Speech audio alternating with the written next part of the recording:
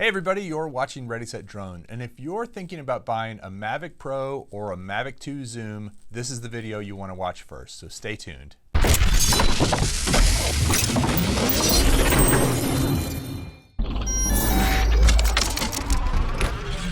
Alright, so there's been a lot of hype recently about the Mavic 2 Zoom and the Mavic 2 Pro, both of which are amazing drones. So I want to be really clear about one thing. This video is not about the Mavic 2 Pro at all. The Mavic 2 Pro has a highly upgraded Hasselblad camera with a 1-inch sensor, and that camera is a lot more in line with the Phantom 4 Pro. And so we'll do a comparison of the Phantom 4 Pro and the Mavic 2 Pro, but right now what we're talking about is the Mavic 2 Zoom and the original Mavic Pro, both of which have very similar cameras.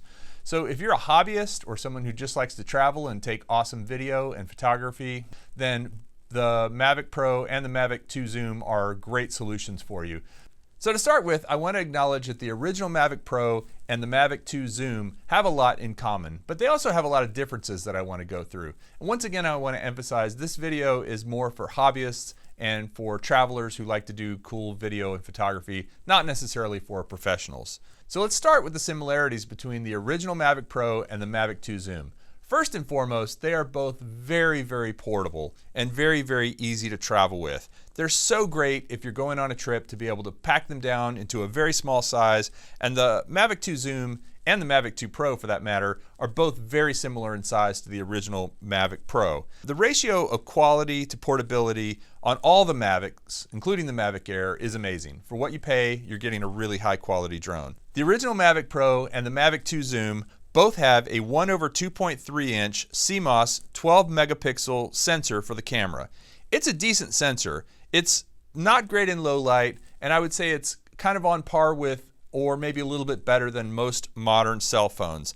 You do get a little bit of noise when you zoom in, but overall, if you have plenty of light and you're shooting big sweeping landscapes or even people, the pictures look great as long as the light is good and as long as you don't blow the picture up too big. They both have a really solid practical flight time of over 20 minutes. And when I say practical flight time, I mean actual flight time before you have to come and land. All the flight times they give you on the box and in the marketing materials is theoretical, but both of them will fly easily for 20 minutes before you actually should come in and land them with some battery left. You don't want to run it all the way down to zero. They both shoot 4K. They both have a 3-axis gimbal for really, really smooth video. They both are compatible with the DJI goggles for that VR, kind of immersive experience in flying, which I think is just amazing. They both have GPS that works really well and holds them in place when you let go of the sticks and tells you exactly where they are in the app. And they both have some obstacle sensors that help you avoid hitting things. But now let's go through the major differences. The Mavic 2 Zoom, of course, has the ability to zoom. It has an optical zoom that goes from 24 to 48 millimeters and allows you to zoom in and zoom out on subjects without any sort of loss whatsoever. The Mavic Pro, the original Mavic Pro, does not have any sort of zoom.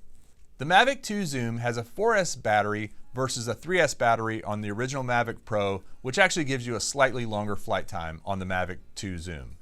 The Mavic 2 Zoom also comes with 8 gigabytes of internal storage, which means that if you forget your SD card or if your micro SD card is full, you can still shoot video and photos to the internal storage and pull them off via a USB cable, which is awesome. The Mavic 2 Zoom has also introduced some very, very bright LEDs on the bottom, which are great for spotting the drone in the evening and even in daylight, and are also used for precision landing when it doesn't have a GPS lock, or just in general. It actually helps the drone identify where it's going to land and make smart landing choices and land very precisely. So as I mentioned before, both drones have obstacle sensors, but the Mavic 2 Zoom has sensors on all 6 sides, front, back, left, right, up, down, which is really great if you're going to be using the quick shots, if you're going to be using the intelligent flight modes, and just generally flying around stuff to know that the drone is helping you out and helping you avoid crashing into something. So now while they both use OcuSync, the Mavic 2 Zoom actually uses an updated version of OcuSync. It gives you a longer flight range, slightly, which shouldn't actually be that important because you should keep line of sight on your drone at all times and shouldn't be flying miles away. But it gives you that ability for one thing. But number two, it actually gives you a stronger video signal all the time, which means that if you're in an area congested with other transmissions and Wi-Fi and cell phones and that sort of thing, it's going to give you a stronger video signal. And it also means that you can actually have 1080 video downloaded directly to your mobile device, as well as full res photos to your mobile device immediately without having to pull the card out and put them into your computer, which is pretty cool. And finally, the Mavic 2 Zoom has some improvements on the intelligent flight modes as well as quick shot modes. And it has some quick shot modes that are not available on the Mavic Pro. That would be HDR, super resolution, dolly zoom, and hyperlapse, which is absolutely awesome. So let's talk about the last big difference, which is price. As of this recording, which is late August 2018, the Mavic Pro is running for $999 and the Mavic 2 Zoom is running for $1249. That's a difference of 250 bucks. So bottom line, if you already own a Mavic Pro or a Mavic Pro Platinum, I don't know that it's worth the upgrade to the Mavic 2 Zoom. The Mavic Pro and the Mavic Pro Platinum are going to give you great video and photos for the foreseeable future, and I think it's worth probably holding on to your money until the next generations of drones come out, rather than buying a Mavic 2 Zoom if you already own a Mavic Pro or a Mavic Pro Platinum. But if you are looking to buy your first drone, or maybe upgrade from something like a Spark or an old Phantom, I highly recommend the Mavic 2 Zoom. It is an amazing piece of technology. I've been flying it now for a while, and it's now my favorite drone. It's definitely a great drone to get into at what I think is a pretty reasonable price. I'd love to hear your opinion on this. Please comment below.